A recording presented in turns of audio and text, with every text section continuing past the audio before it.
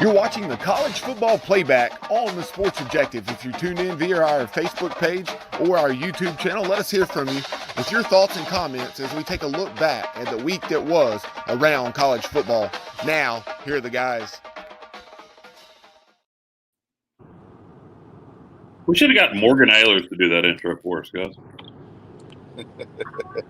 Hey, I'm sorry to disappoint. That would be pretty cool. Welcome into the Sports Objective Playback College Football Show. Welcome in, guys, and a beautiful Sunday late morning here. My name is Dave Richmond on the road to get an oil change, and then we have a big event this afternoon at Southern National Motorsports Park, where I'll be live with you guys at home. Hey, Kyle from LaGrange, what's up, man? What's going on, Dave? Just getting ready to talk about the day that was in college football and look forward to next week. Hey, Bubba Rosenbaum, what's up, man? Good morning, guys. Yeah, it was a very exciting day, and I tell you one thing, the first thing that comes to mind is, guys, that very nervous about the next 2 weeks because, wow, Central Florida, we'll talk the American football first. Central Florida all over Georgia Tech, 49-21, guys. That was I know Central Florida, UCF is good, but yeah, they sure are, Dave. UCF all over Georgia Tech yesterday, like you said, one going away.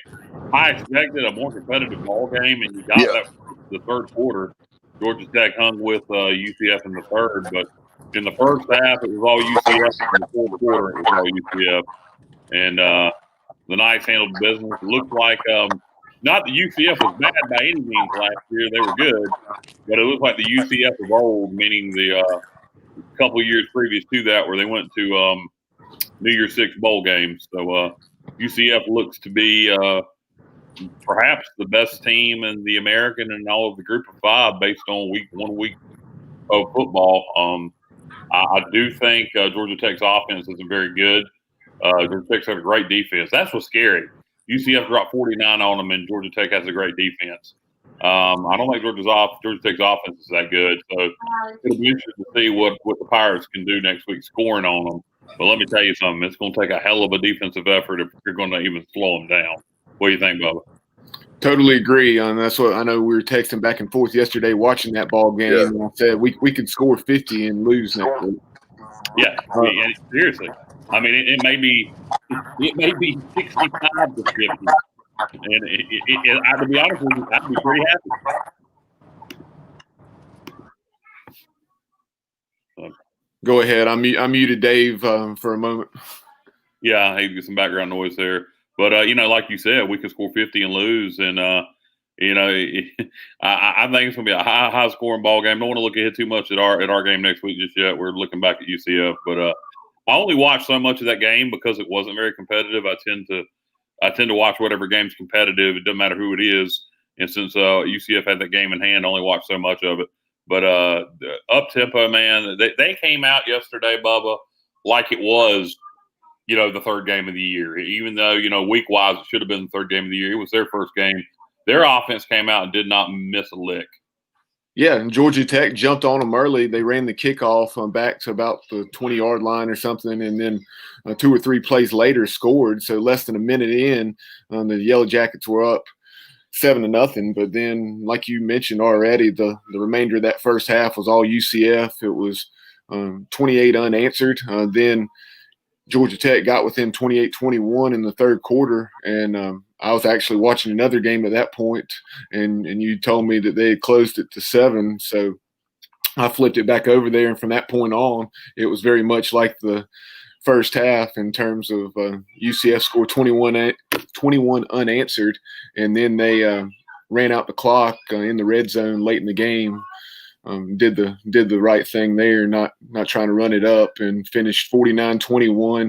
Dylan Gabriel, 27 out of 41 for 417 yards, 4 touchdowns. He did throw 1 pick.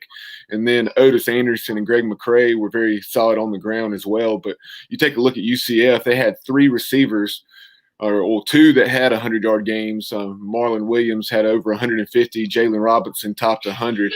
And then Trey Nixon, who unfortunately went out with an injury, he had something like 95. Yeah, that's impressive, and that shows good ball distribution. Yeah, like I said, I didn't watch a lot of it. When they cut it to 7, I flipped it back over there, and the next thing I know is over again, so I turned it.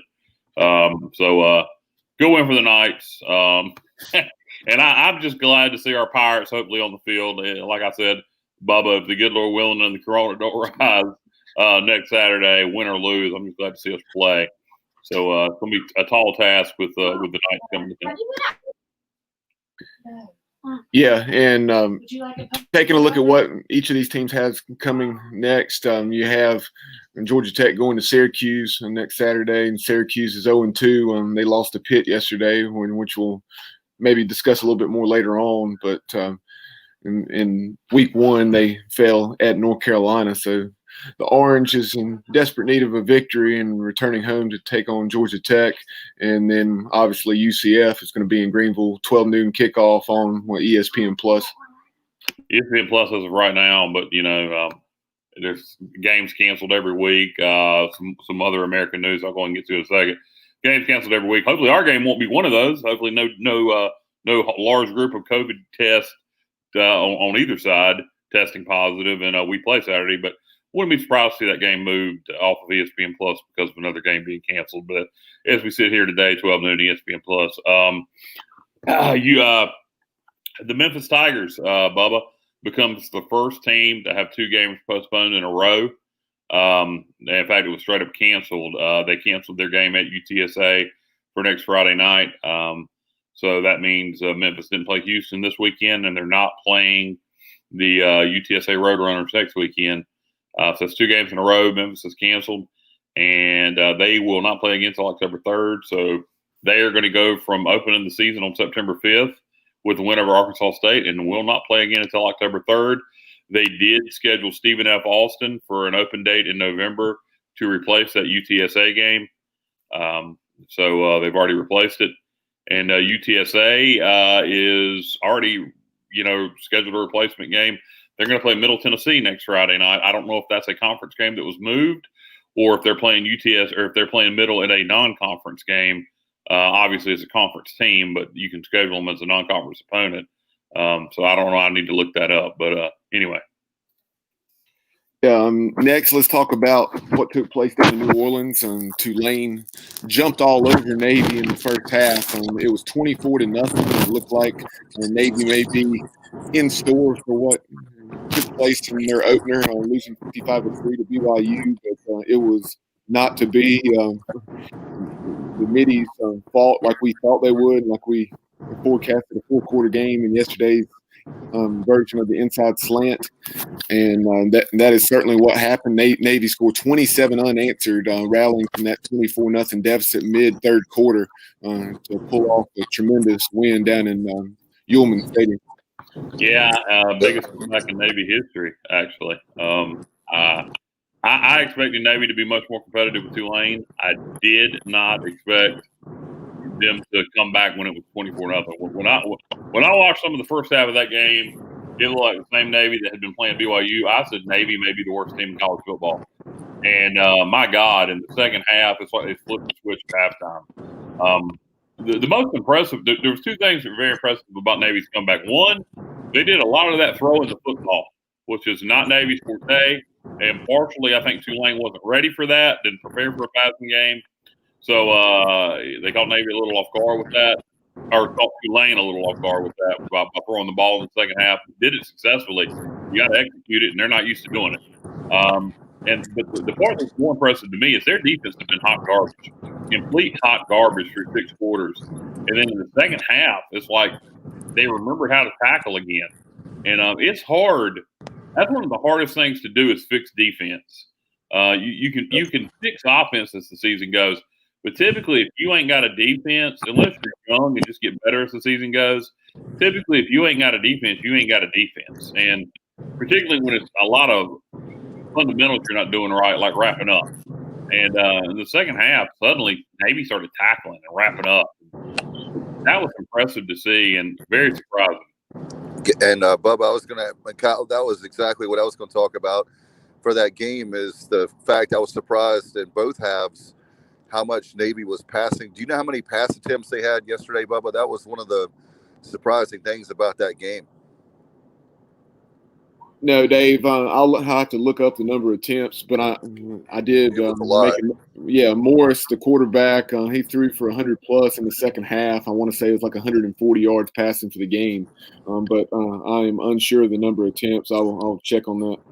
You know, guys, I was looking at that game yesterday, and I was just so shocked to see how bad Navy was playing. I really thought that they would, talking about the first half, they were just, oh my God. I was like, here we go again, 55-3. And what was that stat they had up? I think it was in the first, what was that? The first 6 quarters, they were outscored Bubba 79-3 or something like that. And I was like, oh my, I said, oh my God, this is just terrible. Knowing that we know they're being a conference mate and they should play better. And then all of a sudden, like you guys said, in the second half, I think that was the surprising thing. It was surprising to see them so bad in the first half. It was surprising to see them to come back and win. And then the third thing, as I've already mentioned, it was surprising to see how much they threw the ball. I don't think guys, have you ever seen them throw the ball that much in a game? Yeah, 2011 in the fourth quarter against East Carolina. Yeah, they actually. I can't remember. It's been a while. Yeah, they didn't have that many attempts. They did have more than normal for them, but not all that much. It was they had 11 attempts. Oh wow! It was. Morris was 6 out of 11 for 139 yards, one touchdown, no interceptions. So, and then also in addition to Morris's arm, Carruthers, I believe that's their big fullback. He had 127 yards, so a little over 5 yards per attempt for him. Yeah, well, and one of the things we need to talk about with that game is Tulane. Tulane played like hot garbage in the first half against South Alabama, then played well in the fourth quarter and pulled out a Vic. And this week they played great in the first half and played like hot garbage in the second half. So can Tulane play a four-quarter ball game? Yeah, this is the inconsistencies. They have, you see the bright spots, and we mentioned yesterday on Inside the Slant how Willie Fritz got that contract extension. I guess it was Wednesday or Thursday. It was middle of the week. To 2027, and man, oh man, I thought they were gonna.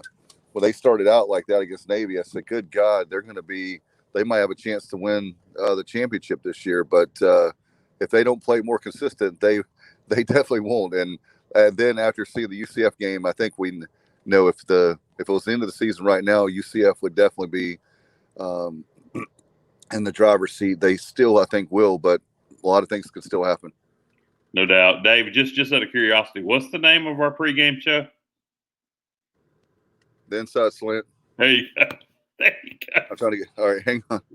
I got used to that. Well, I thought we were going with a different name, and I'm still you put it Inside the Slant. That cracked me up. But anyway, Tulane, Tulane, great defensive line.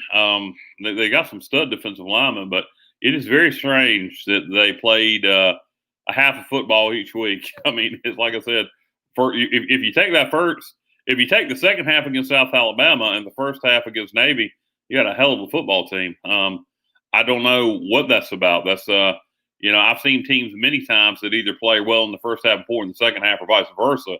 Not very often have I seen a team that plays 1 week good in the first half, 1 week bad in the second half, and then turns it around.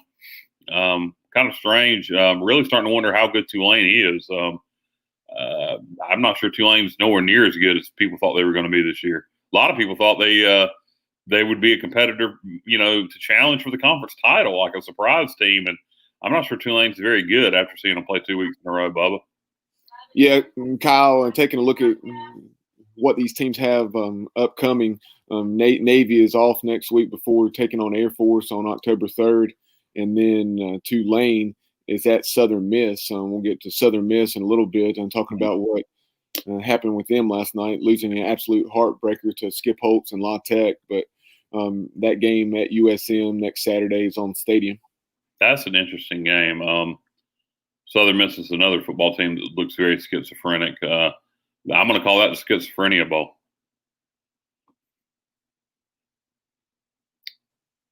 So, guys, I guess, looking ahead to other conference games, one team that was very impressive yesterday in the American was SMU. Their offense came alive under first-year offensive coordinator Garrett Riley. Obviously, Sonny Dykes is an air raid guy. Garrett comes from that background, being the younger brother of Lincoln Riley, and they struggled a little bit week one against Texas State. No struggle yesterday against North Texas in the battle for the Dallas-Fort Worth Metroplex. SMU just lit it up on North Texas. So they put 65 on them, Bubba, and I think it could have been worse. Yeah, 65-35. And this is one I had not looked at the over-under, and I'm not a betting man, but if I was, that's one that I would have been jumping all over. The over-under in this game was 72, and obviously SMU scored 65 by themselves, and I was texting you, I think it was about 8 minutes left in that ball game, and there was already a combined 97 points, blowing that 72 out of the water. So that was pretty easy money. I would like to know maybe how many people put money on that one, but Shane Buechele, 24 out of 33, 344 yards, and that's obviously a tremendous day. And I don't know what the backup may have done, but I also know that they ran for a tremendous amount of yards in this game because they had Bentley, their tremendous back, had 227 yards on just 19 carries and also 3 touchdowns. So the Mustangs had it going on both the ground and through the air yesterday down at UNT.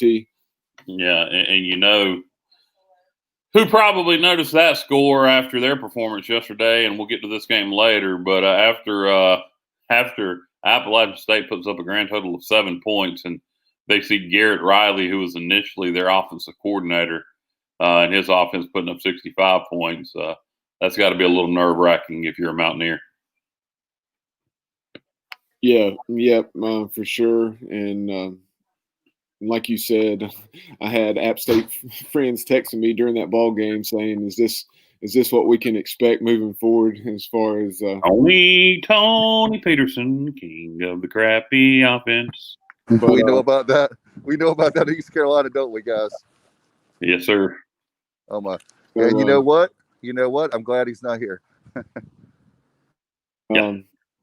Moving on in the American, you had Tulsa traveling to Stillwater to take on number 11 Oklahoma State.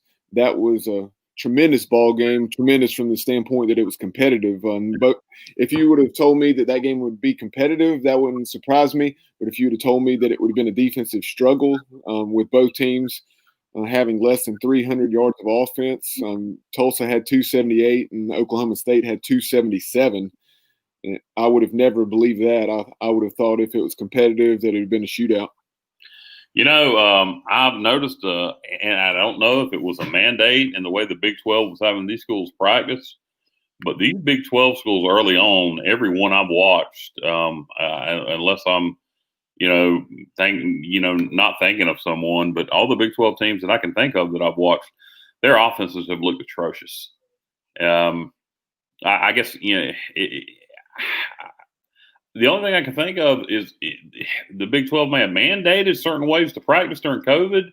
Because, Bubba, am I wrong? Has there been a Big 12 team that has looked good offensively yet? And that is typically an offensive conference where they're scoring left and right. Yeah, just thinking back off the top of my head, and not unless it was a case where you had an Oklahoma against a Missouri State or Texas against UTEP. Right. They had the opponent totally outmanned, but just off the top of my head, that conference has had its struggles in competitive ball games on the offensive side. Yeah, and like you said, except for Texas against UTEP and Oklahoma against Missouri State, nobody has looked good offensively. Brock Purdy and Iowa State. Sorry, Kyle, I didn't mean to step on you there, but Brock Purdy and Iowa State, we know what happened with them in Louisiana. Brock Purdy completed less than 50% for like 140 yards. Yeah, and you're talking about somebody that's a dark horse Heisman Trophy candidate and a school that a lot of people thought might be a surprise team to win the Big 12. Kansas State struggled offensively against Arkansas State. Kansas obviously looked like hot garbage against Coastal. So Kansas probably is hot garbage, but it's just weird to me. It leads me to believe that there was something to do with the way they've been practicing in the Big 12. And I would have liked to have seen what would have happened yesterday had Houston and Baylor went ahead and played. Unfortunately, Baylor had to cancel that game because of COVID. But that would have been interesting. Or did they? Or did they? Well, no, they did. They did. I know, I'm joking. They went out of their way to schedule a game. So would have been interesting to see how that one played out. Yeah, a little bit more about this Tulsa-Oklahoma State game. Tulsa led 7-3 after 3 quarters, despite the fact that they did not convert a third down, and it remained that way throughout the ball game. 0 for 11 on third down, and they had 15 penalties for 120 yards. Certainly seemed like they were disjointed in terms of the communication and just they have an experienced quarterback, but they were getting delay of game penalties there late, and they were down in the ball game, and they were getting delay of game penalties. It seems like multiple delay of game penalties, which was tough to figure, and the commentators were making note of that. But that's the whole thing. Bubba, Tulsa did not play well. Not at all. Won the game, they played like crap. Yeah, offensively at least, and then. For Oklahoma State, they inserted a true freshman quarterback, Illingworth, late in the third quarter, and he provided the spark for him. He only threw about 5 passes. I think he finished 4 out of 5 for close to 80 yards. But he provided the spark for Oklahoma State, connected on a couple of 30-plus yard passes, and they were able to do what they needed to do to get some coaches don't like to say an ugly victory, but it was an ugly victory in Stillwater yesterday. And next week they have West Virginia coming in, so that will be one to keep an eye on, 3:30 on ABC. And then Tulsa, they better figure things out in a hurry because they go to Arkansas State, who was off this week due to COVID issues, and they will be in Jonesboro taking on the Red Wolves at 3:30 on ESPN2. Yeah, I will say this about Oklahoma State. They historically have had some WTF games. If you think back to a few years ago against Western Michigan, I can remember them losing to Troy a few years back. They've had their moments where you're just like, what the hell happened in that game? So at least they didn't lose this one. For Oklahoma State's benefit, obviously I would have loved to see Tulsa win it for the conference. Moving on within the American, and you had USF, extremely tall task, traveling to South Bend to take on number 7 Notre Dame, and that one finished 52-0 in a game that was all Fighting Irish from the get-go. It was 35-0 at halftime, and to be honest, when I looked at the box score, I guess it was one of those cases where they jumped on them so quickly that the total yardage wasn't what you would necessarily think. Don't get me wrong; they still had, I think, probably 450 or 500 yards or something, but not as much. I was expecting to see about 600 or so, but they had 281 yards rushing, and then USF just really struggling offensively, as they did in Week 1 against the Citadel when they did win 27-6. But USF 231 total yards, and they. This is surprising too, considering the game was so lopsided. USF didn't even commit a turnover. Yeah, I don't think USF is very good. Hopefully that's the case, Bubba, because our Pirates have struggled in recent years, so we need somebody that's worked for us in the conference. I don't know what more to say about that, man. Notre Dame. I didn't watch any of that game, to be honest. I flipped it over there to USA. The game was on USA, which is really odd. And watched just a few minutes of it, but it was all Fighting Irish. Being it was on USA, Bubba, and that is the home of WWE and has been for years. I got to get this in. I guess Notre Dame laid the smackdown on their candy ass, but it was bad. That was lopsided. And now you're gonna have to hear all the pundits talk about how Notre Dame could they be the contender that could knock off Clemson. So we'll get to that later as we get to the ACC, but not a good performance for the Bulls yesterday. And next up for those clubs, Notre Dame will be traveling our way and taking on Wake Forest as the Demon Deacons. A tremendously difficult start will continue. They'll have to play obviously their best game yet after losing a heartbreaker last night, 45-42, a game that we'll talk more about in a few minutes down at Carter Finley Stadium to NC State. So they have that one. That's a nooner on ABC. And then you have USF. This is an intriguing game because FAU had its game yesterday at Georgia Southern, postponed or canceled, whichever, due to COVID. And that was actually because of FAU. You would have thought it was probably Georgia Southern with them having 33 guys out in week 1, but it was actually because of FAU and the Willie Taggart era. We hope will get underway next Saturday night, 6 p.m. on the CBS Sports Network against USF. Yeah, like I said, you hope. Former South Florida head coach Willie Taggart at his third different stop in Florida. You hope South Florida is able to play, or you hope FAU is able to play next weekend. And like I said, Memphis had to cancel their second game in a row. They're not playing next weekend, so be interesting to see if FAU is ready to go take on the Bulls. The final game that we have not discussed yet in the American yesterday was Cincinnati. They were playing Austin Peay at Nippert Stadium. You expected it to be lopsided. It was. Austin Peay, of course, had lost week 1 to Central Arkansas, and then they were just steamrolled at Pitt in game 2. Yesterday, 55-20 Bearcats. Desmond Ridder, veteran quarterback for Cincinnati, threw for around 200 yards on 20 or so attempts, a couple touchdowns, also ran it 4 or 5 times for 50-plus yards, and very balanced attack for the Bearcats. They had this is pretty crazy, Kyle, when you look at it in terms of 276 yards rushing, and Desmond Ridder's 54 yards was the leading rusher for Cincinnati. Very balanced running attack. When you got the offensive line, Cincinnati should you can do that against Austin Peay, who quality FCS program in recent history, have an interim head coach this year, struggling mightily, and it gets some good competition. But I don't really know what more you can say about that one. Cincinnati with the big blowout win, as they should have done. They did what they were supposed to. Who's up next for the Bearcats? Next up for the Bearcats, this is an extremely intriguing matchup next Saturday, 3:30 on ESPN at Nippert Stadium. Number 22 Army comes to town. Yeah, my gut tells me that the way Cincinnati plays ball, that they are so much more talented than Army, that they should win that game probably handedly. But, man, Army's looked really good through 2 games. Yeah, I think it would not surprise me to see that one go either way.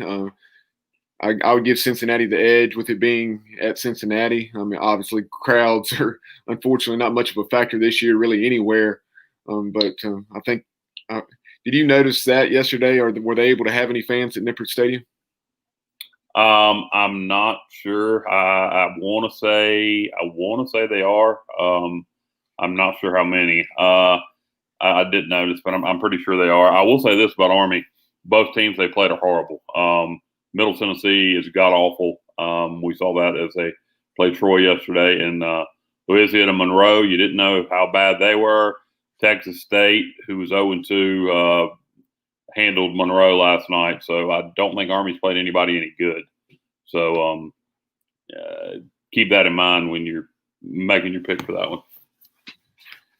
Moving on from the American to games of state and regional interest, we mentioned that Marshall App State game earlier, and that was one that I watched a decent amount of yesterday. It was on actually CBS, not just the CBS Sports Network, but it was on CBS. And 17-7, Marshall. Marshall jumped on them, went right down the field out of the gates, and then App State responded, and then it was really a defensive struggle. And that one, like I said, finished 17-7 with number 23 App State falling to the herd. Yeah, impressed with Marshall defensively through 2 weeks, 1 shutout, and then held out to 7. They are very physical on defense, play with an attitude. I watched App against Charlotte, and I wasn't a huge fan of what App was doing offensively at times. I do think App has a pretty good defense. So that's something that they may be able to hang their hat on this year. But offensively, I think Appalachian has problems. Marshall has a good defense, decent offense. I do like their freshman quarterback. I'm not sure what we saw yesterday. I think we saw a team with two good defenses and one team with a decent offense and one team with an offense that's going to struggle. That's what I think we saw. Nonetheless, as we speak right now, Marshall's 2-0 and looking really good, and may get to be in the top 25 for 1 week before the Big Ten schools are allowed to be in starting next week. So good win for the Herd. App's got some pieces there, man. They got some talent at running back. Their quarterback's very experienced. They got some good receivers. The talent's there. I don't like some of the play calling sometimes. It's not very consistent. But don't want to take anything away from Marshall though. They are very physical on defense.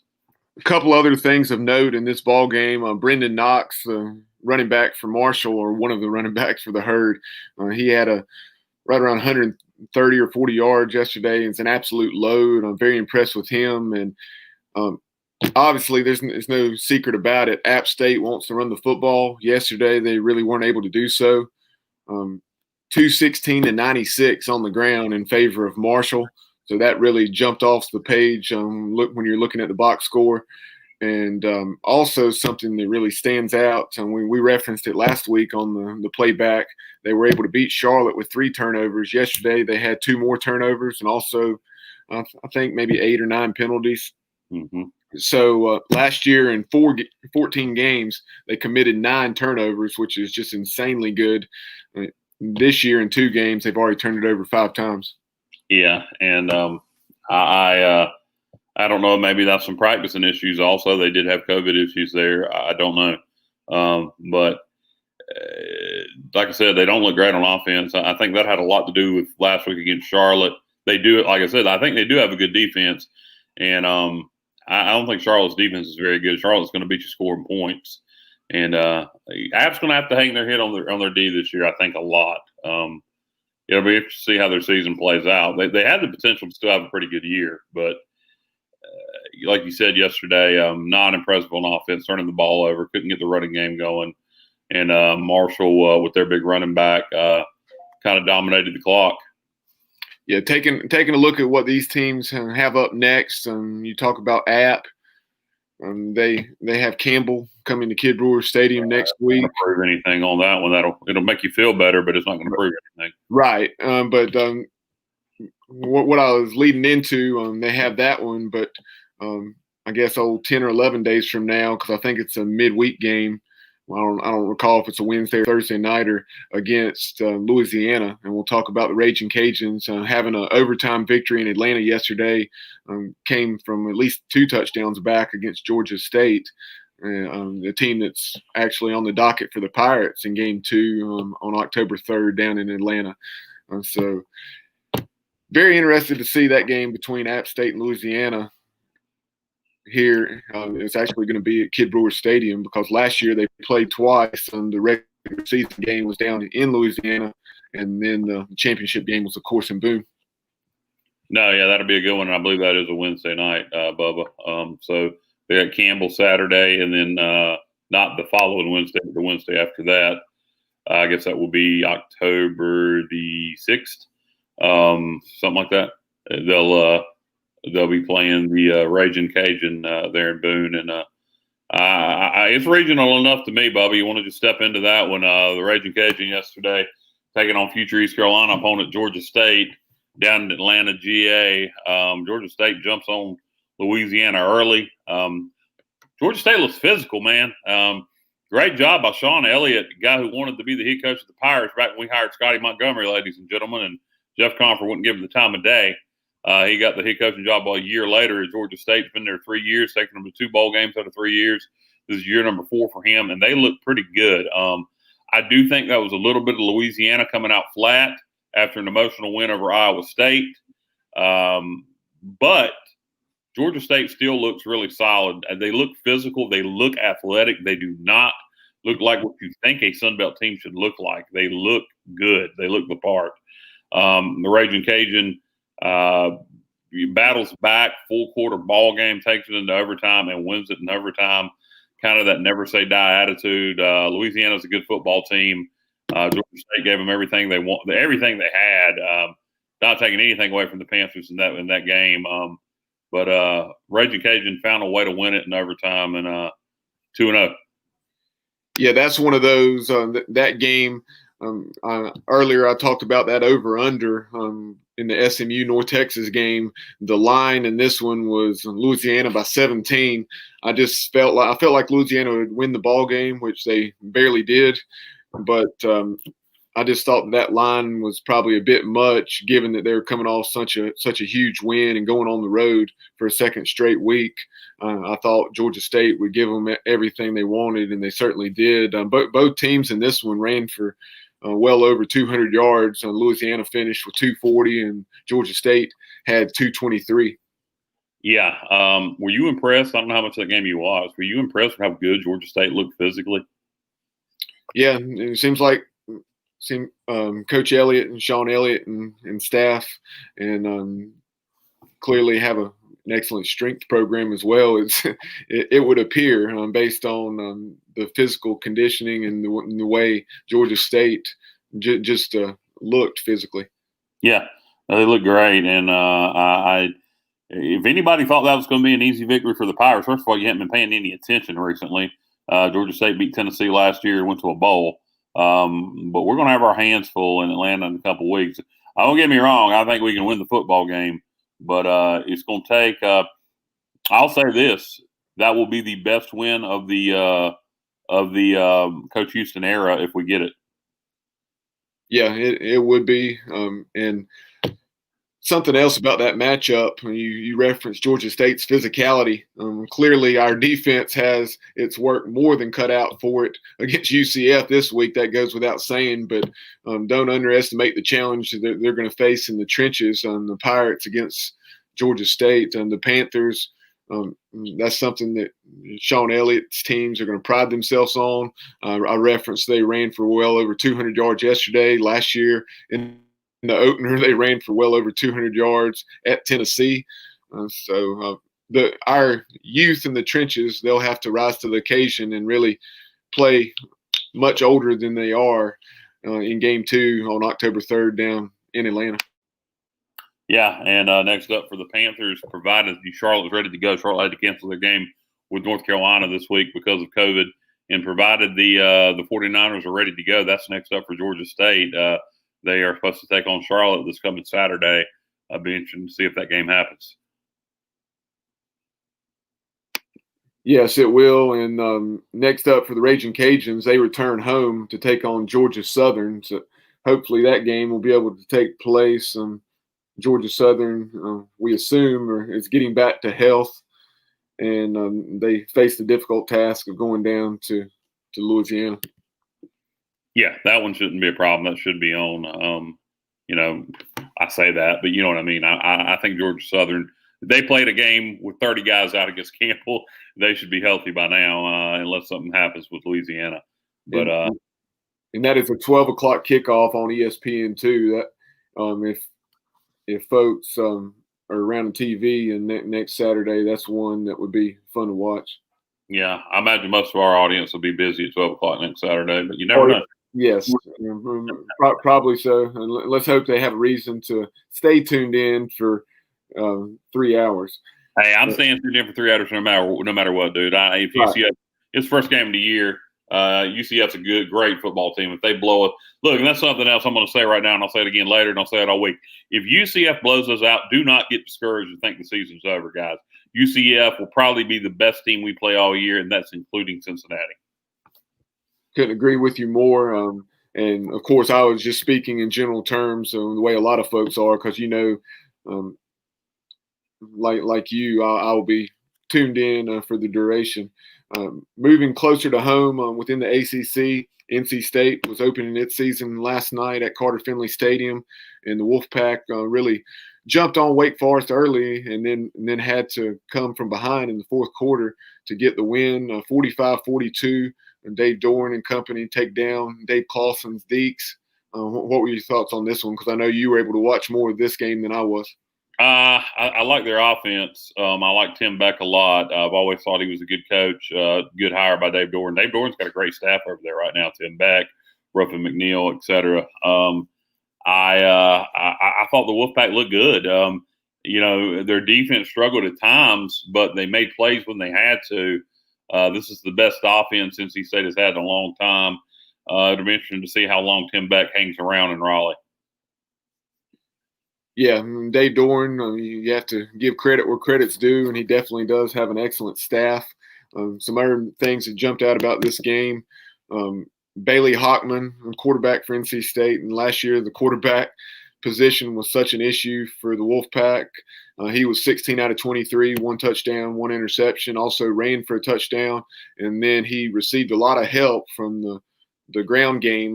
Ricky Person Jr. and Bam Knight had huge days on the ground. I think both of them were just shy of 100 yards. Yeah, I mean, great offensive performance by the Wolfpack, and a good offensive performance by the Demon Deacons also. The Deeks, big turnaround from their opener against Clemson. The problem, if you're Wake Forest, is your schedule. They got a murderer's row schedule, and not too many wins that you see. Then again, who knows, man? When you can play offense like that, if your defense can come around at all, they may pick up a couple here and there, and Clawson's a good coach. But very tough schedule for Wake. As you mentioned, they got Notre Dame up next. And I looked at their schedule, and outside of Syracuse, I can't remember if they played Duke or not. I don't see too many wins. Yeah, the coronavirus certainly did them no favors in terms of adjusting their schedule. They were supposed to, I mean, they had an excellent schedule anyway, but it became even more challenging due to the COVID impact, starting off with Clemson at home and then going to NC State, which is certainly no slouch, and then Notre Dame coming in next week. And so they're certainly going to have to put an excellent performance together. They're staring 0-3 in the face. As far as NC State, the Wolfpack will travel to Virginia Tech. The Hokies looking to play its opener next week after having to postpone the UVA game. That one is a prime timer next weekend, ACC Network at 8 o'clock. Yeah, and again, that game was also postponed from its original date. That was supposed to be the opener for the Wolfpack and the Hokies back on the 12th, and didn't happen. So the Hokies have had to postpone 2 openers. Let's hope it's not 3, and they get to open up their season with the Wolfpack next weekend. That should be a good game, man. I may like the Wolfpack in that one because their offense is good.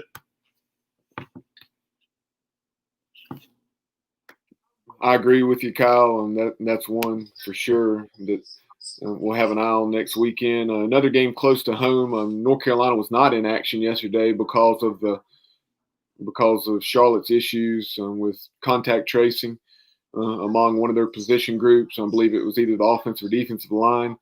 So the Tar Heels will return to action. I believe it's next weekend. I'll check on that as far as who they had next week.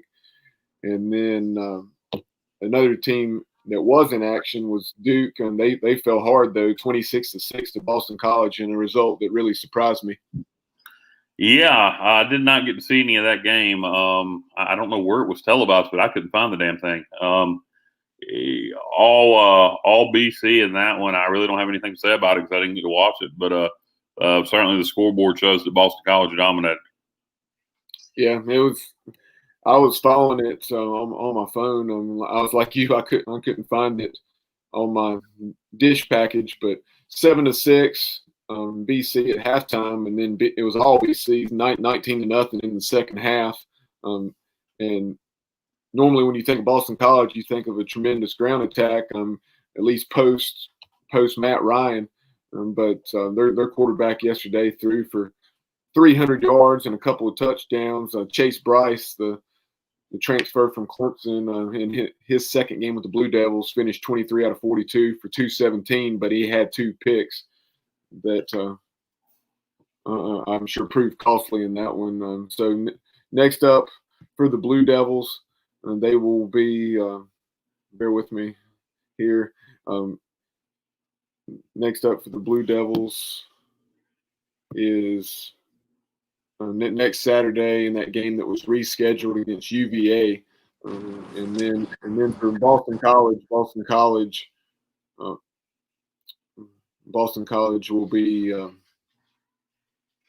Gotta love slow internet. Boston College will be taking on Texas State, and Texas State, after losing their first two, they won by 3 touchdowns, like I believe you referenced earlier. They're not bad at ULM. They're like you were saying, they're not a bad team, and that's one I would think Boston College will probably win, but it would not shock me if Texas State's competitive next weekend in Chestnut Hill. Yeah, Boston College will win the game, but they're 1-2 and could easily be 2-0. Could easily be 3-0. Could easily be 2-1 or even 3-0. So Boston College better bring their A game. But Texas State, despite that 1-2 record, is a very improved football team. Yeah, guys. So you were talking about Duke. Duke, that game was so bad yesterday with missing an extra point, and after that, it was all downhill for the Blue Devils. So that Virginia game, if they start out 0-3 with the way the ACC is this year, it's going to be a really rough year for the folks in Durham. Were you able to find the game on TV? I couldn't find the game on TV. Well, we all three have Dish Network, so my guess is it was on a regional sports network because Dish Network Dish has had a falling out. Okay. Go ahead, Kyle. Dish has had a falling out with a lot of the Fox Sports Net affiliates, so that would be my guess. Is that was a regional Fox Sports Net game. And the NFL Network. There's no NFL Network now on Dish, so. Yeah. On my app yesterday, guys, it was saying, I want to say it said CHSS, whatever that is. That's what I was going to ask you guys. Is that Chapel Hill Sports? I don't know. I was like, CH. I didn't know what that was. I have no idea. CH maybe stands for Channel, SS Sports South, so Fox Sports South, and we are not getting that on our Dish Network anymore. So there's your answer. That was one I was going to look up to see what CHSS was, to see if I could maybe find it. I forgot to do that after. Yeah. The game was so uninteresting, I didn't even bother with it. It's Fox Sports South. They're probably saying CH is probably for Channel, and then SS is Sports South. So that would be my guess. If you know, and I'm wrong, please provide the answer in the comments below. Something else, guys, as far as Marshall, when we're talking about Marshall being 2-0, and I wanted to follow up with this when we were talking about that ball game. Marshall is now off for 3 weeks. They were supposed to play Rice on October 3rd, but Rice has whatever going on down there in Houston, so they will not play again, Marshall that is, until they travel to Western Kentucky. The Hilltoppers lost a heartbreaker yesterday, 30-24 or something like that. Very competitive ball game. Maybe it's 34-30 to Liberty, and that was actually at Western Kentucky. And so that one will take place between Marshall and WKU on October 10th. Okay, so they got 2 weeks off in a row, and then we'll play on the third week. 2 weeks off. They play 3 weeks from now. Yeah. Okay. Hey, I don't know what's up with Rice. Rice has been pushing back the start of their schedule over and over. And last I heard is they were going to start October 3rd. When are they planning on starting now? Not sure. I was talking to Sam Raz, who covers the Houston Cougars, about that because their game with Rice was, of course, impacted a few weeks ago. And he said he really hasn't heard.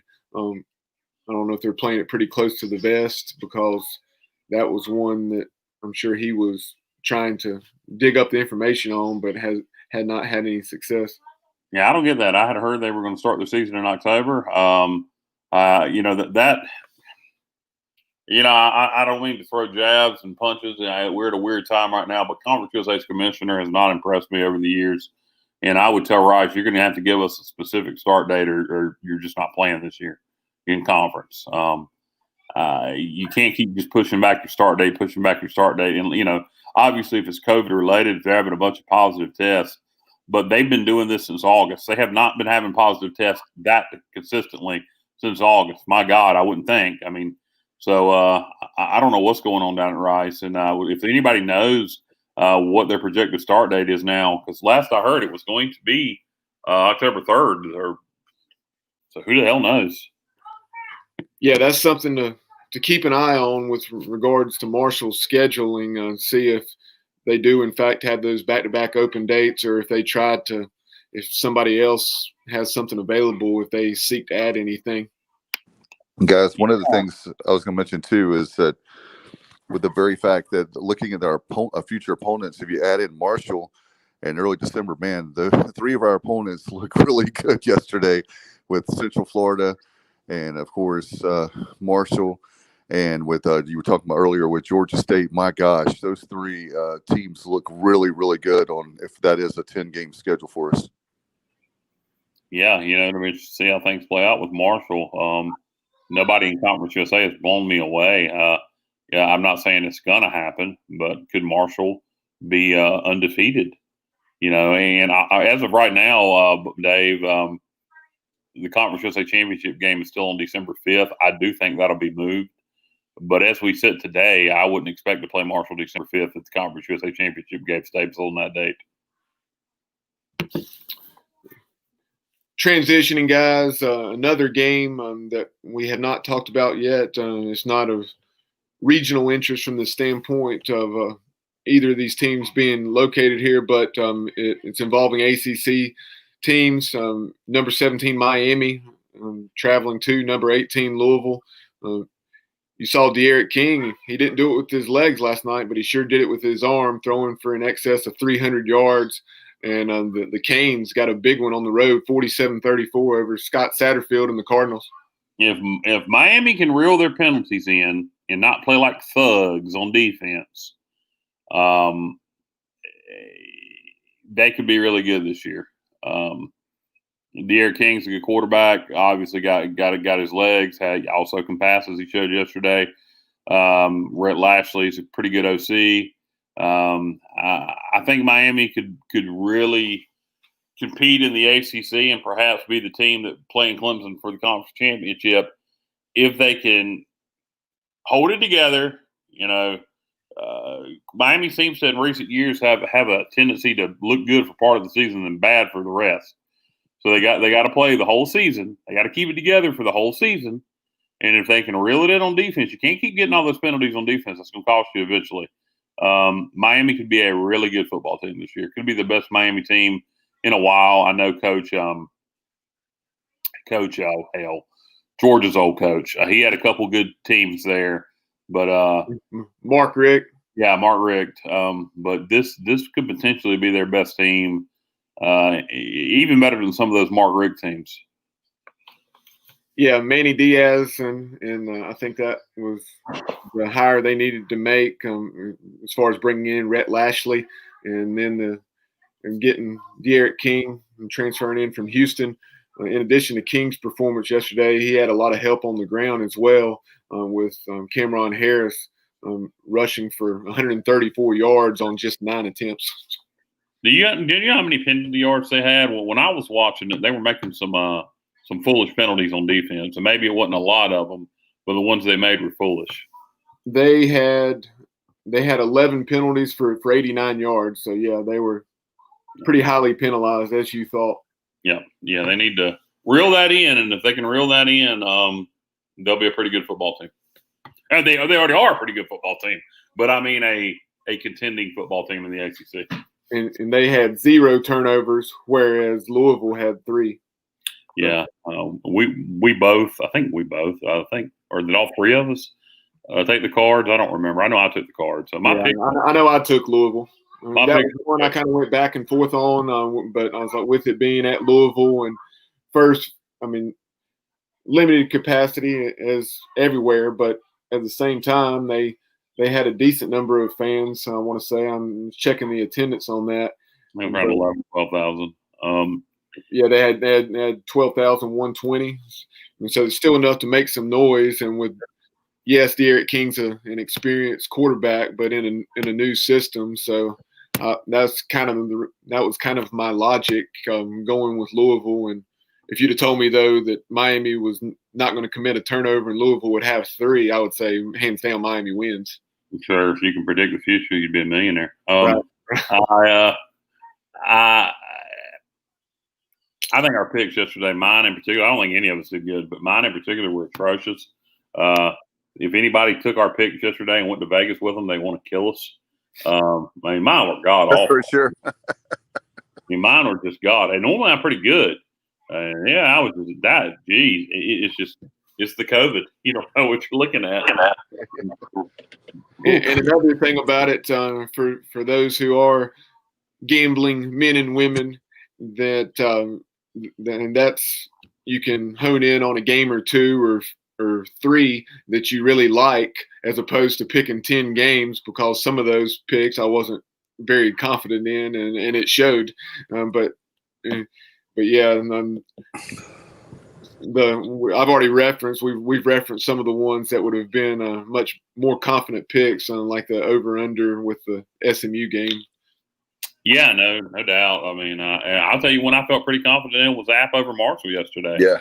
I did not expect Marshall to come out and, I did not expect App to come out and only put up 7 points. I don't think anybody did. But it just goes to show you Tony Peterson isn't very good. Yeah, if you would have told me, it didn't shock me so much that Marshall won the game, but I would have thought that Marshall would have won 27-24, 24-21, something like that. Yeah, exactly. So what are other games that anything else that we have not covered that really stood out to you? Yeah, Southern Miss, Louisiana Tech. I referenced that early on. Go ahead, and I know you watched a lot of that, as did I. That was really the game that I was watching last night with a tremendous back and forth game between the Bulldogs and Golden Eagles. Man, a couple things. First of all, Southern Miss's new interim head coach, 30-year-old. What's his name, Bob? I'm terrible with names. Look at my fish. That's not it. But the offensive coordinator, right? Yeah, well, it was co-offensive coordinator, whatever his name is. Young guy, 30 years old. He's a lunatic. I've never seen somebody that interject. Had a lot of energy on the sideline. He was his name is Scotty Walden. Scotty Walden, yeah, Walden was a nut on the sidelines. Fun to watch. I'm not saying that in a bad way. Had those guys fired up. They had they got their asses kicked week 1 against South Alabama. Played much better against Louisiana Tech. Their receiver Jones, who was their best weapon last night, went out in the third. I really think had he stayed in, they would have won that ball game. Their running game is very inconsistent. That's something that they got to get better at. And when I say that, I mean Southern Miss. One minute it looks like they can run the ball like, the best team in the country. They can just run it down your throat. The next minute they can't gain any yards. So they got to get more consistent with their run game. But I think had Jones not went out at receiver, they'd have won the ball game. What happened? It came down. They had a 17-point lead. La Tech come back, cuts the lead to 3. Southern Miss gets the field goals back up to 6. Louisiana Tech drives down the field, gets it down in the red zone, has it 1st and goal with under a minute to go, and it comes down to a 4th and goal play. La Tech throws the ball to the back of the end zone on 4th and goal, and it's called incomplete. Southern Miss wins. They're celebrating, going to just have to take a knee on the clock out, and then you hear previous plays under further review, and Louisiana Tech's receiver got his toe down. Almost his whole foot, but it was pretty close. He got his toe down before his heel went out of bounds, and it was called a reception. One camera angle, guys, caught that. Had they not had that camera angle, I don't think it would have been overturned. All the other camera angles showed that it was a bang-bang play, and I think it would have stand as called. But that one camera angle made it very evident that Louisiana Tech got their foot down at the back of the end zone. And the call was reversed, and Louisiana Tech wins the game. Heartbreaking, man, heartbreaking. You think you just pulled off a big 4th down stop and beat La Tech, and I mean, I felt so bad for Southern Miss and for Scotty Walden. And, congratulations to Skip Holtz and Joe Sloan and, Blackwell. Got 2 former Pirates on Skip's staff as OC and DC. So congratulations to those guys. But felt bad for Southern Miss. One of the most heartbreaking endings you'll ever see if you're unless we're cheering for La Tech. But me, Southern Miss is my second favorite team because I got a lot of friends in Hattiesburg, and very, very sad for the Golden Eagles not to pull that one out. I was going to say, Kyle, watching that game, I thought they had won the game, and then I looked back and saw that they lost the game. I really thought they had won that game. Southern Miss, it is. Yeah, they were up big at one point, and La Tech comes storming back, and then that play comes in the fourth quarter, and on fourth down, and it's called incomplete pass, and Southern Miss is celebrating. They review the play, and lo and behold, touchdown Louisiana Tech. And that's just, sometimes, we're all old enough to remember when there was no review in college football, and sometimes you're glad to have it, and sometimes you wish it didn't exist. And if you're a Southern Miss fan, you wish that didn't exist. And one other thing I'll bring up about that game, earlier in the game, Southern Miss went for 2. I have no idea why. They did the old kind of swinging gate that Boise State does. I do not know why they did that. It was poorly designed. Did not work. And had they not went for 2 there, they would have went into overtime instead of losing. Now, who knows if that would have cost them the ball game, because they may have lost it in overtime. But had they not gone for 2 there, it would have been overtime instead of losing by 1. Yeah, when you looked at that play, when I saw it live, I was like, what are they doing? Because you're looking at the numbers, yep. and they clearly had the numbers. The numbers were not in their favor, so I don't know why they did what they did. And but to their credit, they moved past it and played well from that point on for the most part, having that 27-10 lead before not being able to hold on. But yeah, keeping an eye on Scotty Walden and the Golden Eagles, if they continue to improve, he may have a very realistic chance of landing that job and having the interim tag removed. Yeah, he's a guy that is so fiery. I think his team plays in spurts because they get on momentum runs because of how he is. He's a guy that I would think would be somebody who would pull off some upset. Unfortunately, because of COVID, Southern Miss doesn't have that opportunity this year to take on an SEC or a Big 12 or ACC school to have the opportunity to pull off an upset. But just that personality on the sidelines, he seems like the kind of coach that may beat Mississippi State and then the following week lose to Monroe. You know what I mean? Yeah, guys. And when I was watching that game and seeing how Southern Miss played, and then I thought they'd won the game, I was taking a note of that I was going to ask you guys if you thought that with the win that obviously I thought they won the game and didn't realize until after the fact they lost. But that play, I was going to ask you if you thought that he would be able to have the interim tag removed and be the head coach. No, not after 1 week, even if he had won. No. I'm saying if he, in other words, if he continued, not just a lot of season plays out. Yeah, there's definitely a chance. If he had they won last night, that would have been a big step. Because La Tech's one of the favorites to win the conference, so that would have been a big step into getting the interim tag removed. But there's still a lot of ball left. Yeah, I would say 5-6 wins. He'll probably get an interim tag removed because he's somebody that the fans are gonna like. I'm sure there are some fans that won't like his personality because they want a more traditional acting coach. But when he is very amusing to watch. And I'll tell you something else. He's a guy that'll get you on TV. If they start winning with him, he's somebody that the ESPN pundits will talk about a lot because of his personality.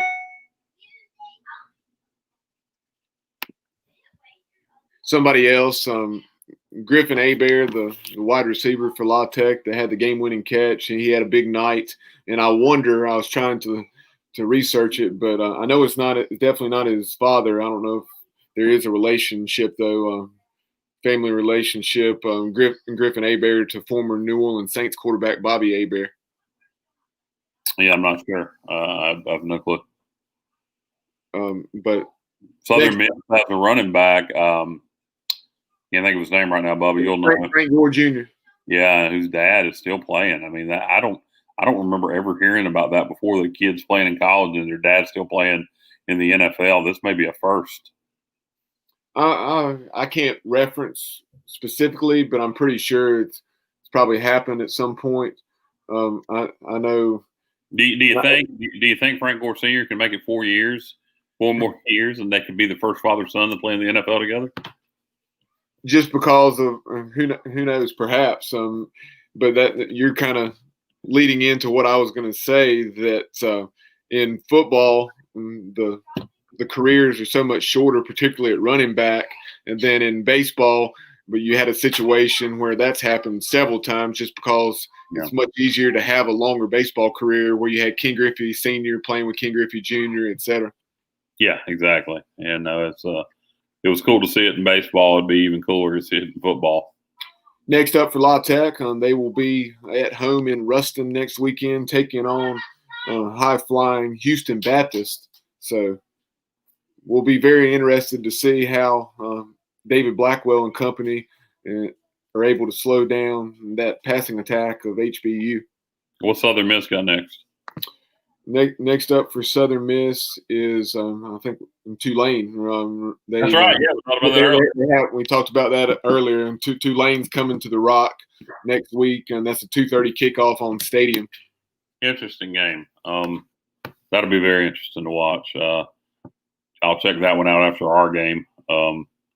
Should be and that's probably 3:30. You're probably looking at a Central Time kick with that 2:30, but that should be interesting. I would think you're right, Kyle. That's probably 3:30. I think generally on this app, though, I think it may vary from school to school. I thought all times were Eastern, but that would be odd for sure to have a 2:30 rather than a 3:30 kickoff. But whatever the case, very interested to see how Tulane bounces back, in addition to how Southern Miss bounces back. Yeah, that'll be a very, very intriguing game for me to watch from a personal standpoint of being a Southern Miss fan, and then a conference standpoint of watching the Green Wave. Go ahead, Dave. I know you had something you wanted to chime in with. Yeah, I was just going to ask you guys your thoughts. Obviously, before we're starting the game week, if you will. I just want to get your thoughts before we go. And here in a few minutes, I want to get your take, both of you, on what do you think? We saw the Pirates. We saw Central Florida, the opponent for the Pirates, this coming Saturday, high noon at Dowdy-Ficklen Stadium. How in the world do we beat the Knights? What do you guys think we would have to do? I don't know. According to some people, we're due. But besides that, pray really hard. To pull off an upset, this is what would have to happen. First of all, our offense has got to click the way we think it can click. We're going to have to score a lot. We were going to have to force some turnovers against UCF because we ain't going to stop them. So we would need some turnovers. So that's pretty much the answer. Make a play or two on special teams. That's how you got to beat them. You're going to have to outscore them. You're going to have to force some turnovers. And you're going to have to make some plays on special teams because you ain't stopping them. And we're going to have an improved ground game. We're going to have to see. That goes in with the scoring. Yeah, right. Absolutely. I mean, because you can't just possess the ball and not get points. And we're going to have to be very good in all facets to be in position to even have a chance in the fourth quarter to pull off the upset. And we're going to have a performance like we did last year against Cincinnati or SMU offensively. And then, like Kyle said, manage to get some stops by forcing some turnovers and getting extra possessions. Yeah, really, in all honesty, if we have a game like that SMU game where it's a back-and-forth shootout and we lose just in a scoring fest, I'll be quite happy. I don't think anybody's going to stop this UCF team. I think Georgia Tech's got a good defense, and they lit them up. Like Bubba said, we could score 50 and we'll probably still lose. Not, if any of the players happen to see this, this is not a trying to make the players not have faith or anything like that, or not saying we believe in you. I think that's going to be the case for pretty much anybody that plays UCF this year. Their offense looked electric, and it's going to take a supreme effort to have a chance. And I just want to be competitive, and I'm just ready to watch us play, Bubba. I mean, I'm just ready to go out there and see Holton and CJ and Sneed and Penix and the rest of these guys go out there and make some plays.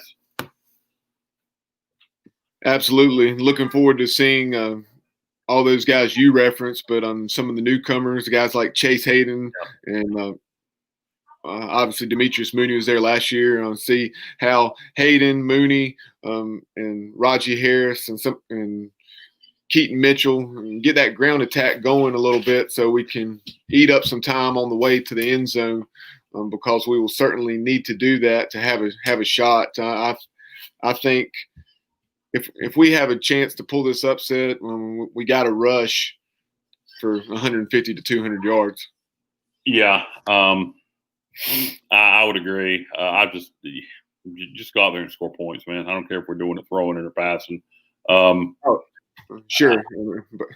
I get what you're saying, but it'll be interesting to see what the line is in this game when it comes out today. It may already be out. I haven't checked the lines. Typically, early afternoons when they come out, though, probably not just yet. I would expect to see UCF at about a 4 touchdown favorite. I would expect the line to be about 28 points. Absolutely. Yeah, that makes sense. I mean, with the way they played against Georgia Tech yesterday, and the way the Pirates have been the last few seasons, 4 seasons, that we're not going to get the respect until we earn it, right? Yeah, and I don't even know if it's about not having respect as much as it is about UCF being good. I think they'd be 4 touchdown favorites against a whole lot of football teams. That's true too. I know. I'm just saying that it's not going to be it's not a situation you would expect the game to be a tight ball game right now because of having to rebuild the program. No doubt. I mean, it's going to be it's going to be what it'll be, and it's going to take a supreme effort for us to be competitive, and an even bigger effort for us to win it.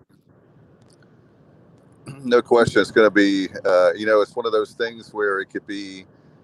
We could surprise the Knights, or it could be bad because we play bad because it's our first game and we should have started a few weeks ago, but COVID has hurt us and a lot of other programs. So we'll see how that plays out. A new defensive coordinator, you pray that I'm excited to see, guys, by the way, the defensive line, how that plays out. I think Bubby said it was 12 guys they're going to have rotating in and out. That'll be a lot better this year. We'll see how. A lot of young guys, Dave. A lot of young guys. They're going to have to keep the speed. Oh, yeah. And that is baptism under fire. When you're a young defensive lineman and you got to face that UCF offense, not only with the talent but with the speed they run it, that is baptism under fire, my friend. Yeah, I wish we could play USF next week instead of UCF. And I'm certainly not saying that would be a win by any means, because anybody that follows Pirate football over the last 20 years knows our struggles against USF, and they know what happened last year. But that would be a much more favorable matchup for an inexperienced defense, clearly. I personally wish we could open up with Eastern Kentucky, but it is what it is. I'm just ready to see the Pirates play, man, and I hope Pirate Nation does not get too negative if it is a blowout next Saturday, and it most likely will be. But if it is a blowout this coming Saturday, guys, don't get don't start with the fire Mike Houston stuff, please. Just don't. No, that's exactly right. The fact of the matter is you've got to have a whole bunch of people as far as rebuilding, and with the depth issues that we've had. Another interesting thing will be to see how the offensive line, if the offensive line can play well on Saturday, then that'll give us a chance. But if they struggle like they could potentially, then that's going to be a long day for the Pirates. But you're exactly right, Kyle. I think our offensive line will be better, Dave. If Steve Shankweiler, I know he's older now, but if Shank is anything like what he used to be, he's really good at developing the O lineman. And this is his, he's had a year there.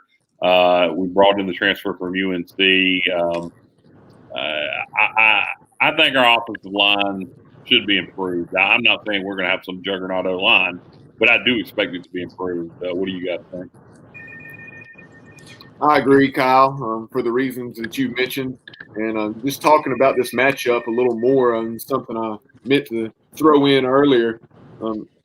Georgia Tech was able to have some success throwing the football, and they have a very young, inexperienced quarterback, and he threw for close to 250, and they had some success on the ground. So I really think offensively, I would expect us to have a pretty good day next week. And we just need to have an exceptional day to put ourselves in position to pull off the stunning upset against a team that's clearly going to be top 15 because they already are. They may move up a spot or two. Yeah, I agree with you. I fully could see us having a great offensive performance. Would not be surprised to see a 51-31 type ball game, something along those lines. I think we could score on them. I just don't think we can stop them. It's going to be interesting to see. And again, Bubba, I know we've got a couple shows this week, and then of course we'll keep the inside the slant, right? We'll have the inside slant probably next Friday night with the Pirates kicking off at noon on Saturday. We'll want to have that on Friday night. So probably about an 8 o'clock start for the inside slant. Spread the word for those of you who are watching this. And as far as our East Carolina shows, we will be announcing the time on those. We do have Tuesday night where Stephen Igo will join us to preview next week and the season on the whole. And then also Eric Ward from ECU Sports Marketing will be on the program about 8 o'clock to talk about the challenges and some of the exciting things that they still have in store for the game day production that will be noticeable on television. Yeah, and we'll have a Pirate preview probably Thursday night, guys, something like that. And then we'll have post-game. Are we going to try to have post-game coverage right after the game, guys? Yes, we are. Right. We'll have some cool stuff throughout Saturday, and certainly I would think Saturday night or Sunday. I think Saturday night we'll have the playback, so we'll have a chance to review the game, and hopefully we'll be talking about a Pirate victory. God, that would be fantastic. I was going to say it's going to probably take a miracle of a Jake Verity field goal. Yeah, it'll be something like that. That'll be a long Jake Verity field goal to win it, to pull off an upset against UCF. Yeah, it's going to take something. If it comes down to a Jake Verity field goal, regardless of the outcome, I'll be ecstatic. Yeah, me too. And you just like Bubba said, stay tuned to find out what time things are going to be, what time the playback is going to be, our post game wrap up after the UCF East Carolina game, et cetera, et cetera. All right, guys. Anything else before we go? No. Yep. All right, great show. Appreciate you guys very much, Bubba and Kyle, for your hard work. Looking forward to Tuesday night with Stephen Igo and Eric Ward. Until next time.